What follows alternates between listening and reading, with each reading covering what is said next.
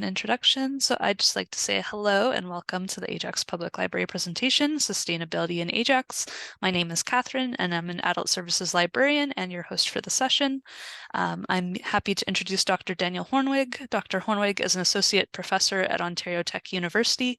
For almost 20 years, Daniel was with the World Bank as a lead advisor overseeing sustainable cities and climate change programs. He was the Chief Safety and Risk Officer for the province of Ontario from 2012 to 2020. Daniel began his career in waste management working with the city of Guelph in the region of Peel in Ontario, as well as the government of Bermuda. He has worked with more than 400 governments on waste management and resource issues and published extensively in the sector. Daniel is a fellow with Canada's Transition Accelerator and the Global Cities Institute at University of Toronto, and he chairs the region of Durham's Roundtable on Climate Change. He researches energy and material flows of cities and urban systems. I'll now pass it along to Dr. Hoornweg to begin the presentation, but welcome and thank you for being here with us today. Great. Thanks, Catherine, and greetings, everyone. So maybe a quick discussion on sustainability, which I find one of the easier ways to look at sustainability is everything going into the beast and everything coming out of the beast. And cities are the biggest beasts with regards to generating wealth, which is a good thing, culture, innovation, economy, but they're also the main cause of pollution like greenhouse gas emissions, solid waste. So when talking about sustainability, probably the first place to start is context. And that's sort of where we are and why we're why we're here and where we're likely to be going. And these are what I would sort of see as the big waves of the future. I always say to my students, if you want going to learn how to surf, these are the waves that you better learn how to surf on. Massive changes to demographics. Canada is getting older, similar to Russia, Japan, China. Canada's economy is totally dependent really on accepting immigrants as long as they want to continue to come. Urbanization is the biggie in terms of cities are where the resources go and the ones that generate the resources. Cities also require concentrated sources of power. We've got the whole shift to the information or the digital economy, AI that's coming. And then we have the sort of the symptoms or the back end of what we're doing to the planet. And we have significant degradation of biosystems, like Ontario, for example, Lake Erie. We have loss of biodiversity, huge issue globally. And then the one many of us are thinking about is climate change, both adaptation, how are we going to respond to climate change, things like the forest fires, and very importantly, how are we going to mitigate greenhouse gas emissions to try and reduce the severity of the problems that we're going to face. And all of these are manifestations or the emergence of wicked problems. Complex, really difficult problems that really have no single answer, no easy answer. So what are wicked problems? Well, we're facing them in a big way. We often think of, oh, it's a person, it's a bad person, it's Boris Yeltsin, it's some bad person, bad politician, etc. But really, it's all of us. It's more like all of us, like a plate of spaghetti is how I look at it. We're all intertwined and interwoven, and what we do here in Ajax affects everybody around the world and vice versa. So the one thing that's common to all wicked problems is that it's when humans interact with each other. We do strange, marvelous, and often destructive things when we interact with 8 billion of our fellow humans. So as I mentioned, really the core of our sustainability challenge is urbanization. The number of people in the world, but more importantly, where those people are living and what they're doing. And you can see that in 2008, the world became 50% urban. in Canada, we became 50% urban way back in 1918, 1919, somewhere around there. Um, and as you can see, we've got rural population starting to decline around the world. And by the end of this century, pretty well everybody will be living in cities who wants to. And the last region to urbanize will be Africa. And we're seeing the urbanization now. We've gone through the urbanization of China, we're on to India, and then from there it's sub-Saharan Africa. And this is just a slide, a figure from economists, I guess. And all it's showing is that we move to cities because that's how we get rich. There's never been a country that became rich without urbanizing. So cities drive economic growth, and they also drive pollution. So this is the slide I think that's sort of the I would argue is kind of the most powerful slide figure that we have. So if you look way back at the year 1500, we only had one city that was above 1 million people. And then, 1600, 1700, 1800, still only one city above 1 million people. And then in 1800, we had 11. 1950, sorry, 1900, we had 11. 1950, we had 40. We have 350 now. These 19 mega cities, that's cities over 10 million. Today, we actually have 38 mega cities, 38 cities that are over 10 million people. By the end of this century, we'll have almost 1,000 cities over 1 million people. Enormous, enormous rates of growth in urban population. And where that urban population and those cities are growing is really important as well. Um, cities are kind of like the cities pay for countries to exist, really. Um, Countries provide an umbrella for cities to drive their economies. But the way you can sort of see this is back in 1900, these are the world's 100 largest cities.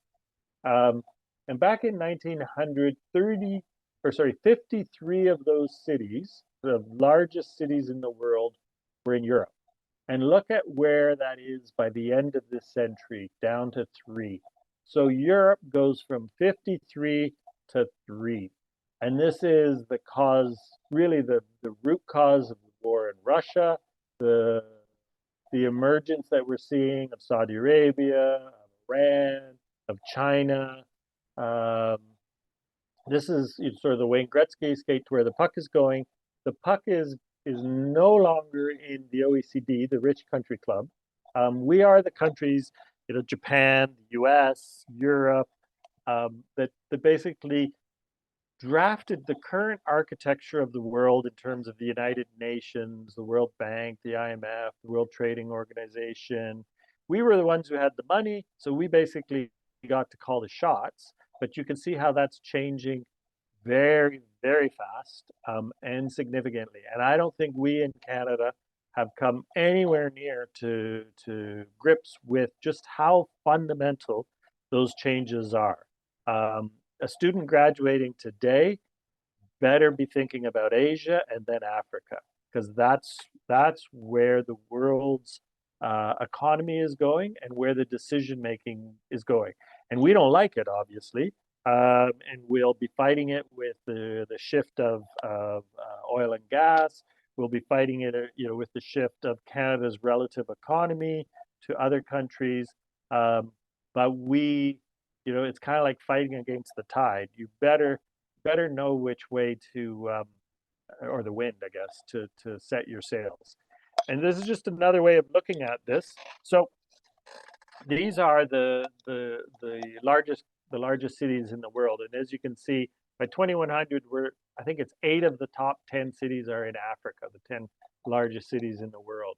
And you can see that every few years, New York is dropping in rank. The one on the bottom there, this includes Ajax. This is the Greater Toronto Area.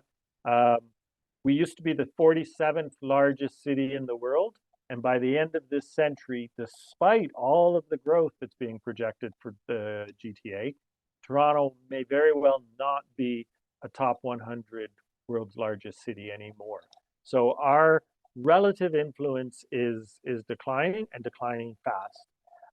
This is another way I like to sort of point at how you can see that this is happening. Um, this is 4 blocks from the current Catholic Church, the Pope's original residence before he moved to Rome.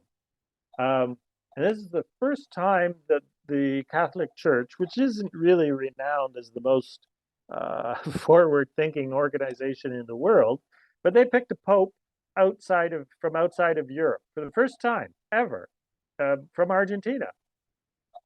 And probably the next pope very well may be from Asia and then from Africa, because the Catholic Church knows that that too, for them, is where all the growth is going to be coming from. So from money to Catholicism, the puck is Asia, is heading to Asia and Africa.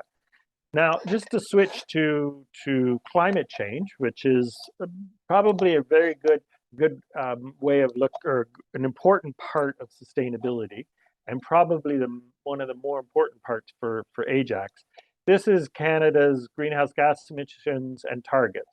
You can see that we failed pretty miserably the Kyoto Protocol.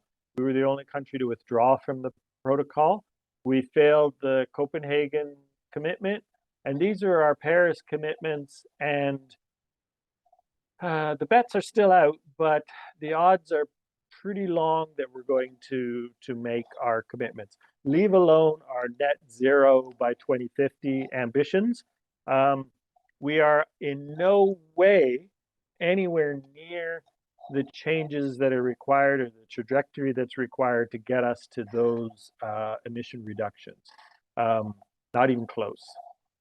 This is another way of looking, I think, at climate change that's really important. This is a little bit out of date, and you can tell that it's out of date because in this graph, the United States has a higher per capita greenhouse gas emissions. You can see up here, whereas Canada is second to them. Canada has overtaken the United States. We are the largest per capita generator of greenhouse gas emissions. And the thing that I think is really important on this slide is all of these countries way over on the right hand of this graph, Ethiopia, Tanzania, Bangladesh, Sudan, they represent this thin slice of the pie at 2.5% of the world's emissions, but they have almost half of the world's population.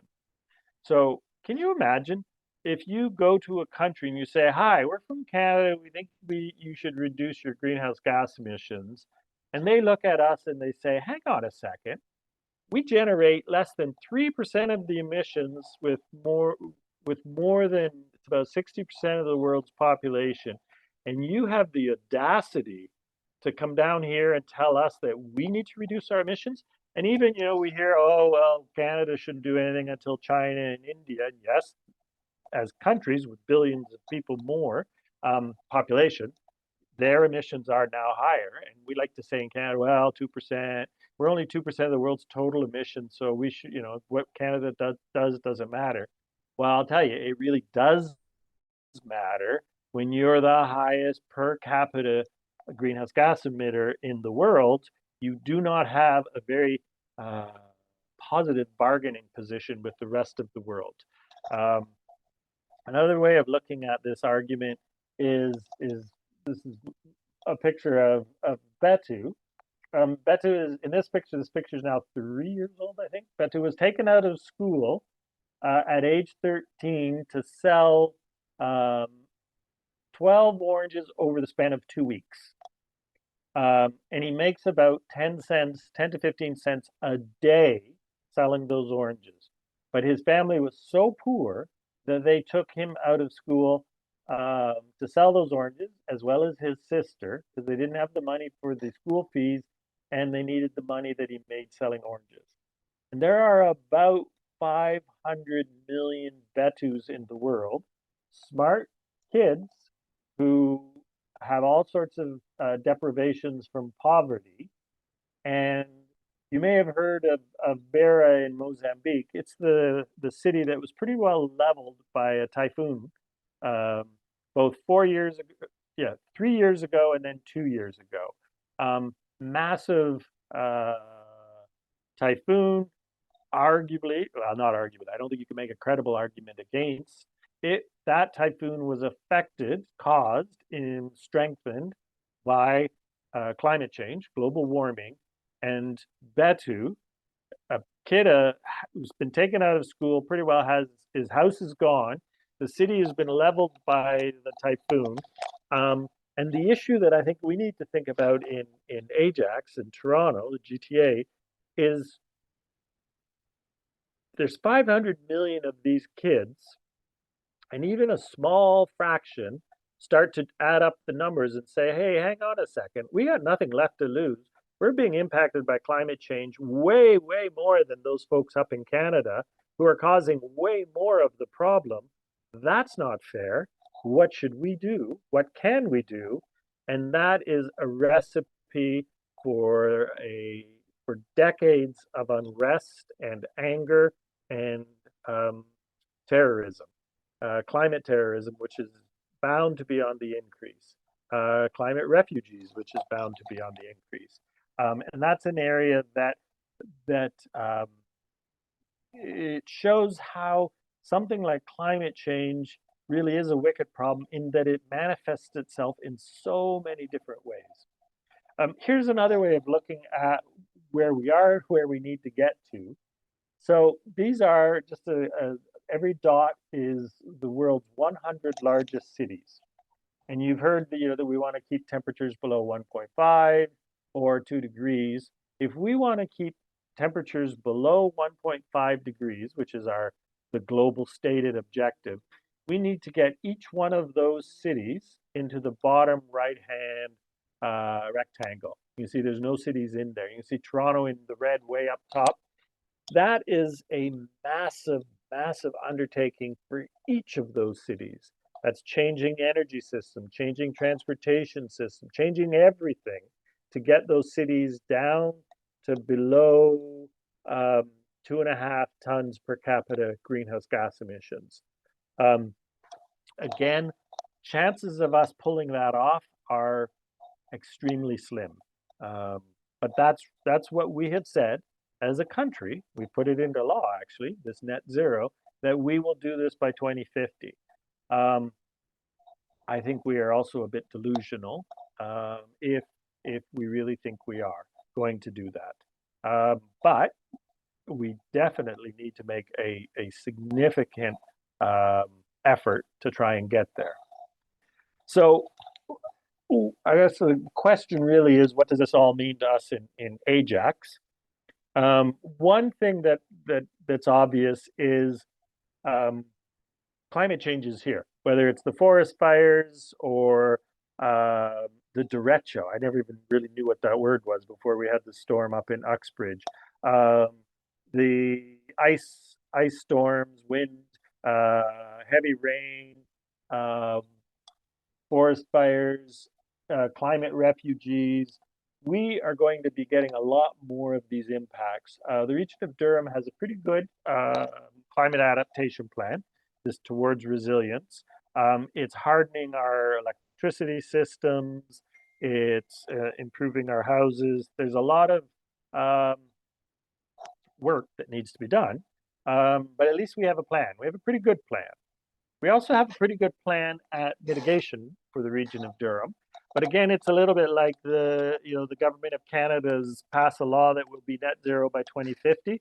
Well, it's kind of like I want a pony too, right? It's easy to pass a plan or a law, but it's way more difficult to live up to those commitments. And we've already seen a few times the region of Durham voted for a much broader expansion of development against the recommendations of regional staff, but politicians being driven by residents and voters overruled the staff and said, no, more sprawl. That's the way we want to go. We also see that at the provincial level. More sprawl. Climate change can take care of itself.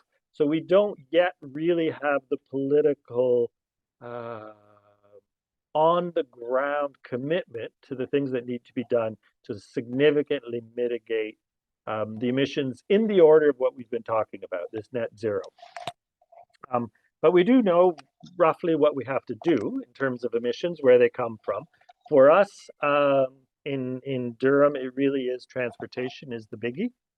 Um, we also know that there's an interesting phenomenon that um, uh, the suburbs generate residentially anyways, generate more greenhouse gas emissions than the city cores. And that's simply because the people commute more, they drive more, they have bigger houses that require more heating. Um, it's just the nature, again, of the beast is, Clarington, Whitby, um, Uxbridge, world-class greenhouse gas emitting communities. Likely none really higher anywhere in the world. So here we have an example of this.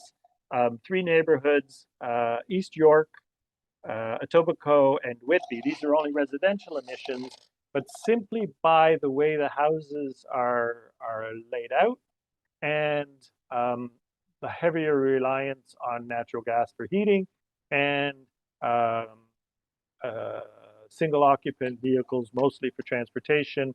Whitby, 13 tons per capita greenhouse gas emissions, while East York, 1.3.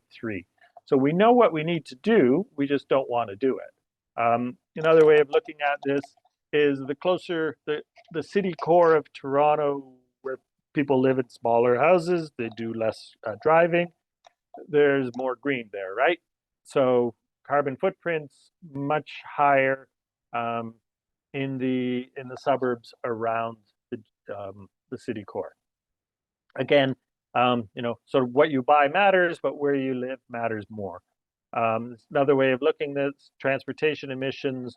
Durham's transportation emissions are among the highest in the GTA. We have the climate emergency with our fires, wildfires, which become more and more common. And it's an interesting thing this summer, right? It's not just that you have forest fires, it's how does the US react to our forest fires in Canada?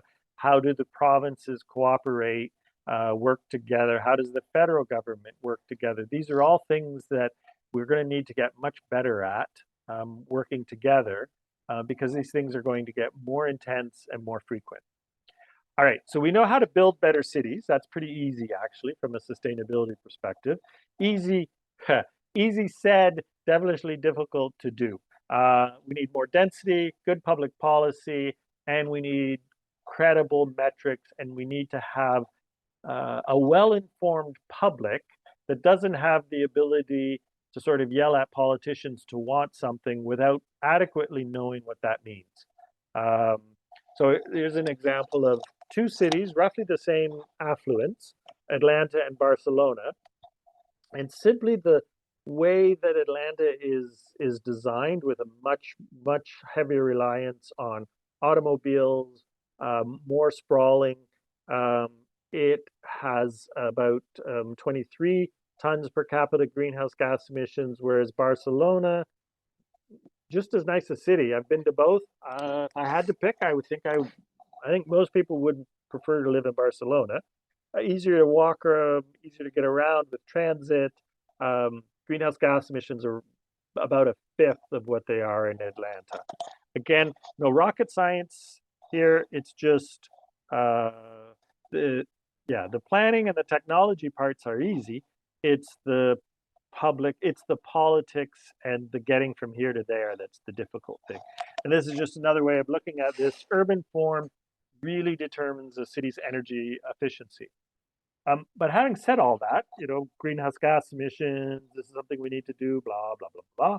If I was a mayor, and even in Toronto, so we have numbers that show that the air quality along the 401, for example, is significantly lower than other parts. So the particulate matter from diesel, gasoline, even in Toronto, which is one of the cleaner air sheds, air quality is significantly impacted by vehicles.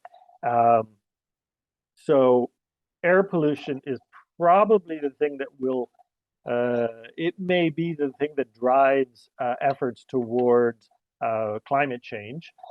We see it here now with these forest fires. Finally maybe people will say, "Oh, well, maybe we need to do something," and we probably will if every year we're causing schools in New York and Boston to be closed from fires in Canada. It won't be long until people are asking us to do a lot more when it comes to climate mitigation. Um, and here you can see Beijing and Mumbai. Um, Nothing pollutes the air more than coal. Coal really is a four-letter word, and it is a problem around the world. Um, with the war in Ukraine, coal use actually increased last year. So we're still headed in the wrong direction globally. Ontario, we got rid of coal, mainly with nuclear and renewables for our electricity, and air quality improved significantly. This is just a fancy graph figure that we have that shows the difference in density between Shanghai and Atlanta, and then Tokyo and Toronto. And you can see, we love to say, oh, Toronto, it's so dense. But if you compare it to a city like Tokyo, nowhere close.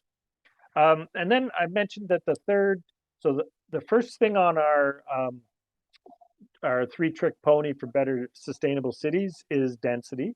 The second trick is environmental policies matter, good public policy. And you can see here, this is just the greenhouse gas emissions total per capita as well. Um, and you can see what happened in Sweden. We have this big drop, the US a big drop, Canada a big drop. And this was the oil embargo of the 70s from the Middle East. And you can see that countries like the US and Canada actually brought in lots of policies, fuel efficiency standards for cars. Sweden did lots of deindustrialization. And France's big drop in greenhouse gas emissions was from bringing in nuclear power for the electricity. So we know that good public policy can make a huge difference. We see where we haven't been doing that. So, for example, a great example of bad public policy in the GTA is people fighting the tolls on the Don Valley and the Gardiner, um, is going in the opposite direction. Those are some of the most important things that could have been done, still is. Congestion pricing, even though all of us despise the 407 and how expensive it is, but if there was a better way of charging per distance traveled and the size of the vehicle traveled, we would have, that's probably the single most powerful public policy that we have available. But as citizens, we just fight tooth and nail not to have it in place. And so politicians voted out.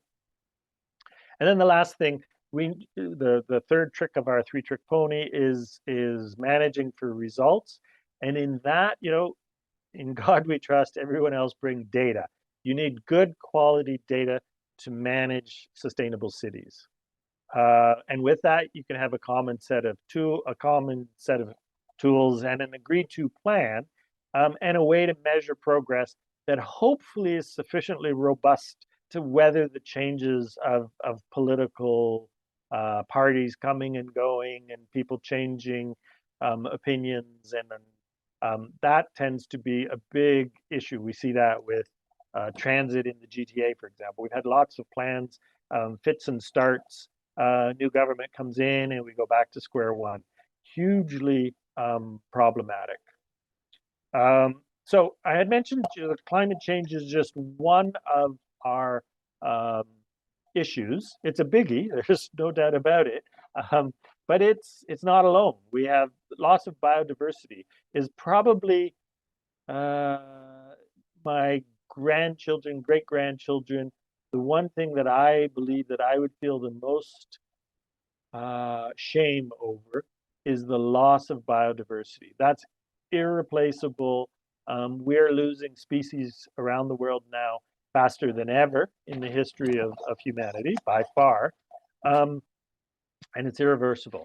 Nitrogen out of whack. This slide is the old planetary boundaries, where we have 4 of the boundaries that have been transgressed, but now we're up to 7, including water and a few other things.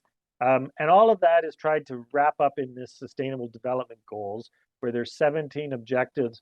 They were originally called the Millennium Development Goals, that were things that we wanted to achieve by the year 2000.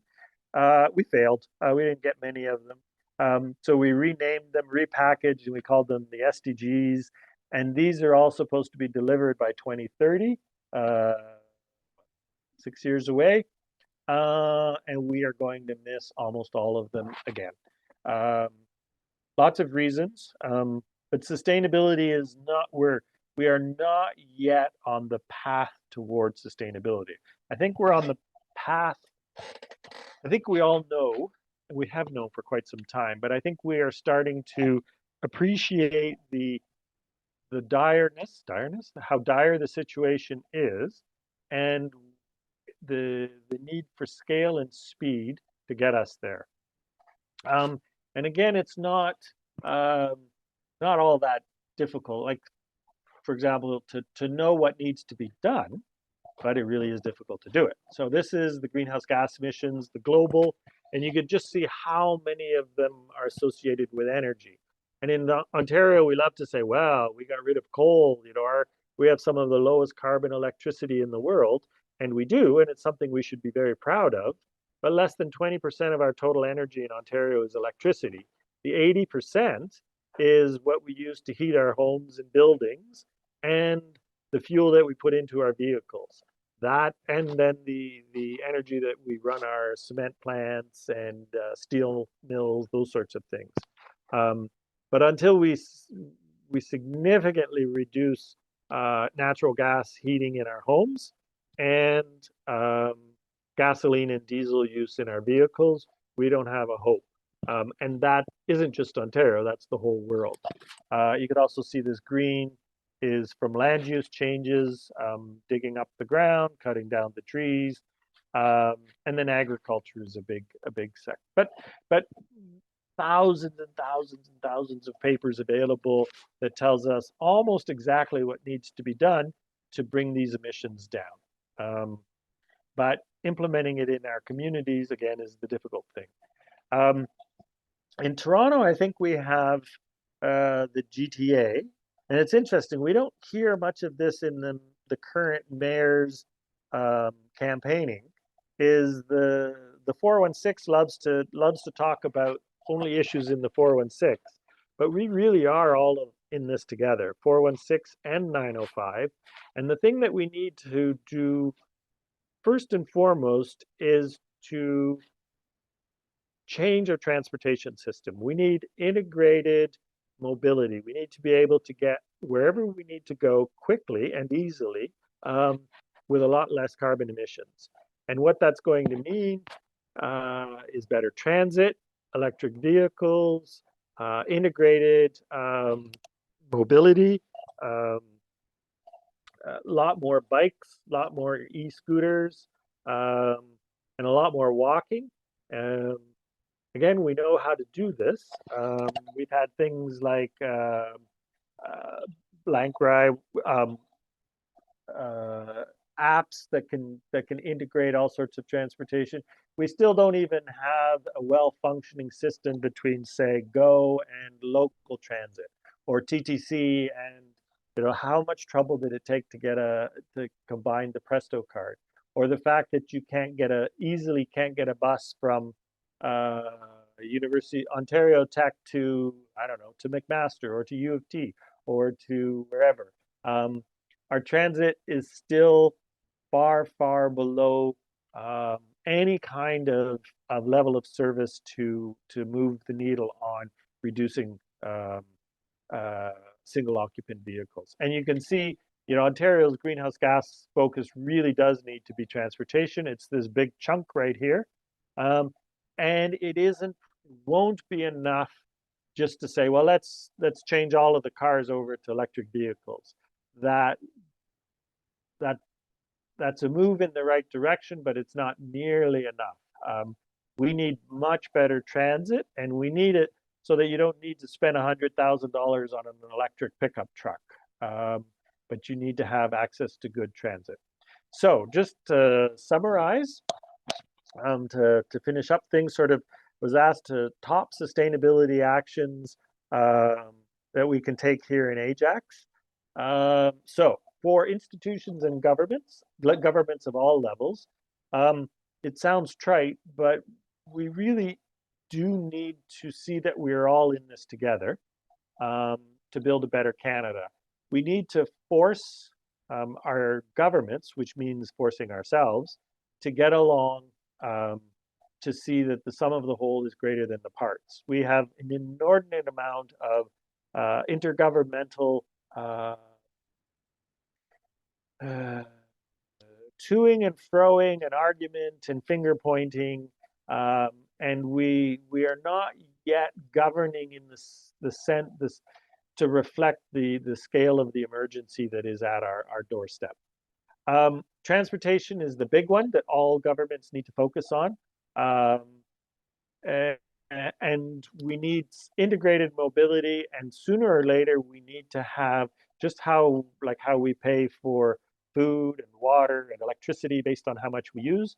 We are going to have to get to the point where we pay for our transportation um, uh, along the lines of how much we use the roads. So it makes no sense to have 10, 20 delivery vehicles pass our houses. That only happens because they're not being charged the true cost to use the road. We need to be way more vigilant. All the governments need to be talking about this, and institutions is this 3 days for resilience. You see that sometimes, 72 hours. Are you ready? Um, we each of us needs to be able in our house, in our business, in our schools. Can we survive for 72 hours without any government services, no water, no electricity? Um, those are the resilience targets that are being talked about. Um, and we need to get off fossil fuels. We have targets that we're all signing on. We have many of our local governments in Ajax, in Whitby, Durham, that are declaring climate emergencies, but they're not acting like it at all. And then we need far more of this blame less, cooperate more. Again, sounds trite, but it really is uh, the core of sustainability is civility, and we seem to be losing that. Businesses, top sustainability actions, again, transportation, um, environment, social, and governance, how they are managed. This needs to be taken seriously by business and not sort of greenwashing. Also, getting off fossil fuels and knowing every business over 50 employees should have an idea of what its scope 1, 2, and 3 emissions are. And businesses really, obviously, they're going to go where they think the greatest opportunity is, but businesses should, I would argue, be thinking a lot more about growing in fast growing areas around the world. So the Asias, the Africas, the Latin Americas, um, that's where all the growth is coming. And again, blame less, cooperate more. You make sense a theme there. And then for us as individuals and households, it is important what we eat. Um, but probably the most important thing about our food is to try and waste less of it. Um, we are still, the world over, um, wasting more than half of the food that we grow and ship. So that's the easiest, fastest, best way to reduce the impact of our food is to waste less of it. Less meat is a big help. Um, Transportation, we hate it. I know we all hate them, but we should be advocating for tolls if we care about climate. Um, we need to know ourselves that our household could handle 72 hours without the electricity going. Um, and we need to be thinking about this getting off fossil fuels. And last and not least is this blame less, cooperate more. So that's it. Thanks very much. And yeah, good luck, Ajax.